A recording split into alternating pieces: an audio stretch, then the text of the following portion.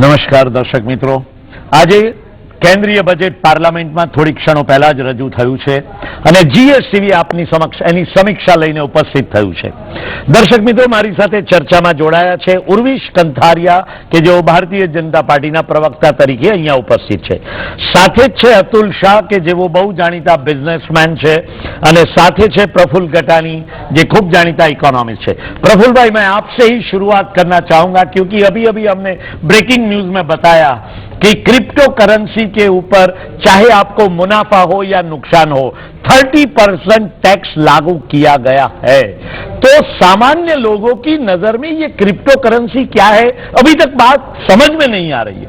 तो crypto currency क्या है और क्यों इसके ऊपर इतना ज्यादा दबाव किया गया है? जी सुभाष भाई, आपने बहुत एक जो ज्वलंत टॉपिक है उसके ऊपर आपने बात छेड़ी आज बजट की. क्योंकि अगर पिछले 2 साल में देखा जाए तो सबसे ज्यादा उम्मीदें फाइनेंशियल सेक्टर को यही थी कि भाई क्रिप्टो का क्या करा जाएगा.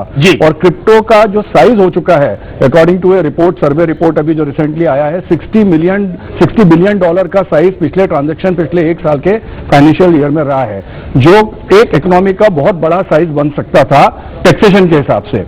तो जो ये इस बार डिसीजन लिया गया है कि 2 चीजों पर डिसीजन, अगर आप देखें जाए बजट में 2 पे बहुत ज्यादा ध्यान दिया, डिजिटल करेंसी और डिजिटल रूपी, और डिजिटल करेंसी के साथ में डिजिटल रूपी ऐड करा. इस बार जो नाना प्रधान ने 2 चीजें ऐड करी हैं कि मैं डिजिटल करेंसी पे तो टैक्सेशन लाऊंगी ही लाऊंगी, और एक डिजिटल रूपी भी अल्टरनेटिव रूप में लेके आऊंगी, जिससे कि क्रिप्टो से ध्यान हटके डिजिटल रूपी के ऊपर लोग इन्वेस्टमेंट करें और उस पर टैक्सेशन आए, उस पर ज्यादा ट्रांजेक्शन आए.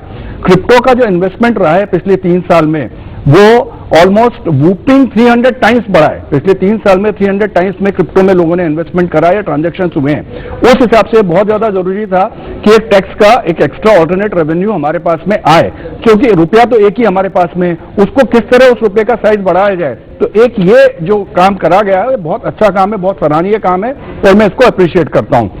इससे जो रुपया आएगा वो पिरामिड का जो सबसे नीचे लोअर लेवल है उस पर जाके हम लोग खर्च कर सकते हैं. और जो पिछली बार हमारा अनएम्प्लॉयमेंट बढ़ा था ड्यूरिंग दिस कोविड पीरियड में, तो कहीं ना कहीं कोई वेलफेयर स्टेट के कॉन्सेप्ट में ये पैसा वहां पर हम लोग उसको स्पेंड करा जा सकता है. जी मगर ये समझ नहीं पा रहा हूं मैं कि अगर नुकसान हो तो भी 30% टैक्स देना पड़ेगा, इसका क्या मतलब हुआ? मुनाफा हो और कोई 30% टैक्स दे वो तो समझ सकते हैं, मगर नुकसान हो तो भी 30% टैक्स, मतलब कि जो भी क्रिप्टो करेंसी यूज कर रहे हैं उनको कहीं ना कहीं तो फायदा है, और सरकार ने देख लिया है. ये क्या कहेंगे आप? बिल्कुल सही फरमाया आपने, और आपका मैं फुल्ली आपके इस जो स्टेटमेंट है उससे एंडोर्स करता हूं कि क्रिप्टो में एम्बिग्यूटी बहुत ज्यादा है, सस्पिशन बहुत ज्यादा था. पूरे जो फाइनेंशियल अपना मिनिस्ट्री है या फाइनेंशियल सेक्टर जो है वो हमेशा इसको क्वेश्चन मार्क से देखता रहा है कि क्रिप्टो में कहीं ना कहीं किसी ना किसी तरह के रोड मैप्स इस तरह के हैं जो ओपन वेज देते हैं आपको. जब ओपन वेज देते हैं तो इसको एक नेगेटिव सोर्स के हिसाब से माना गया है. जब नेगेटिव सोर्स के हिसाब से माना गया है तो इसके ऊपर बाउंस एंड चेक्स बहुत जरूरी थे. तो ये एक चेक जो लगाया गया है, चेक बोल सकते हैं आप इसको, कि एक तरह का चेक है गवर्नमेंट की तरफ से कि जहां पर ये कंपलसरी है कि आप प्रॉफिट करें या लॉस करें, हमको उस पर विश्वास नहीं है, हम तो आपसे टैक्स लेंगे ही लेंगे. तो मेरे हिसाब से, मैं इंडस्ट्री के हिसाब से तो इसका वेलकम करता हूं. ये बहुत अच्छा तरीका है. जी प्रफुल्ल भाई, સૌથી મહત્વનો સવાલ આ છે કે આ ક્રિપ્ટો કરન્સી કયા કયા સેક્ટરમાં મહત્તમ ભૂમિકા ભજવશે કે જેથી કરીને સરકારને આગામી વર્ષોમાં આનો કોઈ ચોક્કસ ફાયદો થવાનો છે? जी साहब, नाना प्रधान एक स्टेप आगे भी गई है. अगर आपने सुना हो बहुत ध्यान में, उन्होंने बोला क्रिप्टो करेंसी इवन गिफ्ट के पर्पज से यूज करी जाएगी, then also it will be taxable. तो इसका जो पूरा दायरा क्रिप्टो करेंसी का बन गया था 3 या 4 साल में, इसका डिफरेंट पर्पजेस के लिए, not only in exchange as a investment बन गया था, ये डिफरेंट पार्ट में भी आने लगा था, जो कुछ पार्ट लीगली थे और कुछ लेजिटिमेट थे और कुछ इलीगल भी थे. तो उस सबको कवर करने के लिए इस बार का ये टैक्सेशन का लेके आए हैं, क्योंकि ये सिर्फ एक इन्वेस्टमेंट नहीं है, ये इन्वेस्टमेंट के अलावा भी दूसरे रूट्स पे भी काम करने लगा था क्रिप्टो करेंसी. तो उसको चेक बनाने के लिए कंप्लीटली 30% लगाया गया. इवन गिफ्टिंग पे भी लगा दिया गया है कि आपको क्रिप्टो करेंसी कहीं से गिफ्ट में मिलती है, आती है, तो भी रिसीवेबल जो होगा वो उसको आपको जो जिसको मिलेगी उसको गिफ्ट के लिए आपको टैक्स देना है. जी मगर एक बात समझाइए कि ये ऑल ट्रांजैक्शन बैंक थ्रू होंगे या ये पर्सनल लेवल पे ये ट्रांजैक्शन होता रहेगा क्रिप्टो करेंसी का? अभी तक देखिए इसके बारे में बहुत क्लियरिटी नहीं है। बहुत क्लियरिटी इसलिए नहीं है कि अभी भी सिस्टम बैंकिंग सिस्टम के पार्शियली बाहर है, पार्शियली नहीं बल्कि लार्जली बाहर है। तो इसको किस तरह से पूरा एक फ्रेमवर्क में लाया जाएगा, क्योंकि ये तो कॉन्सेप्ट आया है अभी तक तो कॉन्सेप्ट की बहुत जरूरत थी और बहुत स्ट्रांग डिमांड थी इस बार सभी तरह से, सभी सेक्टर से, कि क्रिप्टो को इस पेरिफेरी में लेके आया जाए। तो डिजिटल करेंसी जो है ये अभी एक कॉन्सेप्चुअल स्टेज पे है। अपने इंडिया में भी अभी पहली बार बात करी है कि we will bring digital currency in coming year. तो अब कॉन्सेप्चुलाइज हुआ है, इसके बारे में अब किस तरह के वो लेजिटिमेट रूल्स बनाए जाएंगे, ये अभी बहुत इन्फेंट स्टेज है, इसके बारे में मैं बहुत ज्यादा नहीं बोल सकता हूं। बट गवर्नमेंट का जो भी रूल आएगा we will have to follow that. But आपको लगता है कि ये बैंक के जरिए ये ट्रांजैक्शन होते रहेंगे? ये देखिए इसको कंपलसरी करना पड़ेगा, तभी आपके ट्रांजैक्शन आपके लेजिटिमेट कहलाएंगे, अदरवाइज तो फिर ये इलीगल ट्रांजैक्शन हो जाएंगे। तो banking is day by day becoming more digital banking now.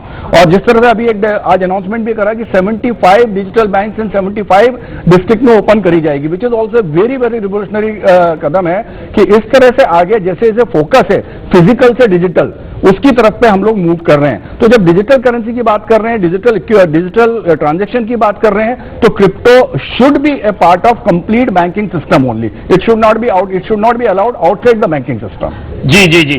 Praful गटानी, आपकी क्या राय है? ये पीएम गति शक्ति मास्टर प्लान की जो बात की गई है और उसमें एक अपेक्षा भी है कि आर्थिक बदलाव आएगा, तो आपकी क्या राय है? सचमुच एक आर्थिक बदलाव की और देश आगे बढ़ने वाला है क्या? देखिए हिस्टोरिकली आप किसी भी देश की अगर बात करें, चाहे वो जापान हो या चाइना हो, जिन्होंने प्रोग्रेस करी है वो सबसे बड़ी प्रोग्रेस करी है जब उनका इंफ्रास्ट्रक्चर कंप्लीटली इन प्लेस था। चाइना ने अगर 2000 के साल के बाद से लेकर 2022 तक की बात करें तो करीब 15 लाख किलोमीटर का वाटर ट्रांसपोर्ट, सी ट्रांसपोर्ट और road and rail transport 15 lakh kilometre का ऐड करा है, नया ऐड करा है। और जिसके कारण में अगर आप गूगल मैप उनका पुराना देखेंगे, अभी देखेंगे तो इट्स ए ह्यूज डिफरेंस। तो इंडिया का भी अगर हमको अगले दशक में जाना है और हम ये सोच रहे हैं कि हमको एक प्रगतिशील देश के साथ में प्रगतिवान देश हो जाना है, तो हमको इंफ्रास्ट्रक्चर के लिए गतिमान होना बहुत जरूरी है। गतिमान का पर्पज सिर्फ लॉजिस्टिक्स अकेले से नहीं है, गतिमान in all directions is required. तो व्हाट पीएम का जो पहले से विजन रहा हुआ है कि एक तो डिजिटलाइजेशन करने का है, centralisation of all the processes करने का, जिसके बारे में भी आज नाना प्रधान ने काफी बात करी कि सारे के process including registration of land will be एक under one source, one country one source one system की बात कर रहे हैं। वो बहुत अच्छी बात है, वो होना भी जरूरी है, वो करना भी जरूरी है। और गतिमान भारत के लिए हमको तीनों तरफ से जाना पड़ेगा, जल, वायु और रेल, इन सभी के संस्थान के साथ में, और रोड, ये सबके बारे में देखना पड़ेगा। जितना हमारा लॉजिस्टिक कॉस्ट, अभी आज की डेट में लॉजिस्टिक कॉस्ट अगर चाइना वर्सेस इंडिया अगर आप देखते हैं तो ऑलमोस्ट 4 टाइम्स हमारी लॉजिस्टिक इंट्रा कंट्री की बात कर रहा हूं मैं है। तो वो इंट्रा कंट्री की लॉजिस्टिक कॉस्ट अगर हम कम कर पाते हैं तो ही हम अंतरराष्ट्रीय मार्केट में कॉम्पिटिटिव रूप में जा पाते हैं। आज यहां से अभी अगर ये कोरोना की बात छोड़ दें, यहां से दुबई पहले कंटेनर जाता था 300, $350, $400 में, कोरोना के पहले की बात कर रहा हूं। और अगर दिल्ली से कंटेनर हमको मुंद्रा पोर्ट पहुंचाना है तो उसका कॉस्ट लग जाता था ऑलमोस्ट 1.5 लाख रुपया। तो ये एक फ्यूचरिस्टिक विजन है पीएम साहब का, नाना प्रधान का, कि किस तरह इसको गतिमान भारत में कन्वर्ट कराए। જી આપણે પછી પોસ્ટપોન રહ્યું। હા, એટલે બીજો કાપડના સંદર્ભમાં કંઈ આવ્યો નથી। बट टेक्सटाइल, सुभाष भाई, textile is a very prime sector of a budget, जी, इंडियन बजट जी, का जी। अगर देखा जाए, because second largest employment India में जो आता है वो टेक्सटाइल सेक्टर से आता जी। है। तो टेक्सटाइल सेक्टर हमेशा हर बजट में फोकस रहता है। इस बार भी टेक्सटाइल सेक्टर में काफी फोकस रखा है और ये देखा गया है कि टेक्सटाइल में वैल्यू एडिशन कैसे करा जाए, वो बात में कंटिन्यूस नाना प्रधान ने 2-3 बार उसमें बताया भी है और करा भी है कि टेक्सटाइल को इस तरह से ग्रोथ में लाया जाए कि हम लोग सिर्फ फैब्रिक तक नहीं जाए, फैब्रिक से आगे गारमेंटिंग तक जाए, वो उसके ऊपर एक फोकस उनका रहा है। और उसमें उन्होंने जो भी इंसेंटिव्स वगैरह के बारे में बात करी है वो भी रहा हुआ है। दूसरा एक, जैसा मेरे साथ में अभी प्रवीण भाई ने बोला कि टैक्स के बारे में, टैक्स में एक बहुत अच्छा एक करा आईटी, तो ट्रांसपेरेंसी और लेस डिपेंडेंसी ऑन ब्यूरोक्रेसी, ये एक फोकस शुरू से इस गवर्नमेंट का रहा है कि ब्यूरोक्रेसी का इंटरफेरेंस पब्लिक की लाइफ में कम से कम हो। उसके लिए जैसे एक आईटी में उन्होंने एक बहुत अच्छा करा कि अब आपको 2 साल एक्स्ट्रा मिलेंगे, आईटी में भी 2 साल एक्स्ट्रा मिलेंगे आपको, अपनी इनकम टैक्स रिटर्न आपको अगर रिवाइव करनी है, रिवैल्यूट करनी है और रीसबमिट करनी है। तो ये चीजें धीरे धीरे जो आ रही हैं वो मोर ट्रांसपेरेंट होती जा रही हैं और एक तरह से सिस्टमाइज कर रही है सिस्टम को कि जहां आम आदमी की लाइफ सिंपल हो। इनकम टैक्स रिटर्न भी इस बार उन्होंने नया फॉर्मेट वापस इंट्रोड्यूस करा है, जो बोला जा रहा है कि it is more simplified version. ये सब चीजें आम आदमी के लिए बहुत जरूरत है। जैसा कि अभी हमारे कांग्रेस के मित्रों ने बताया कि भाई बजट में कुछ आम आदमी को नहीं मिला, वो फैक्ट है। सेक्शन 80C 80D आउटडेटेड हो चुके हैं, मैं भी ये मानता हूं, बिल्कुल मानता हूं। और आज के डेट में हम में से कई लोग सैलरीड एम्प्लॉय हैं, और आप अगर देखा जाए तो 2.5 लाख या 5 लाख की इनकम आज के डेट में कोरोना काल में तो कुछ भी नहीं है। 5 लाख तो एक फैमिली ने कोरोना में हेल्थ के ऊपर स्पेंड कर दिया है। तो ये चीजें एक थोड़ा सा ध्यान देना जरूरी था, क्योंकि आज करदाता कितने हैं? करदाता तो 1 करोड़ 40 लाख ही है ना। 140 करोड़ की जनता में हम सिर्फ 1 करोड़ 40 लाख करदाता हैं। अगर उनका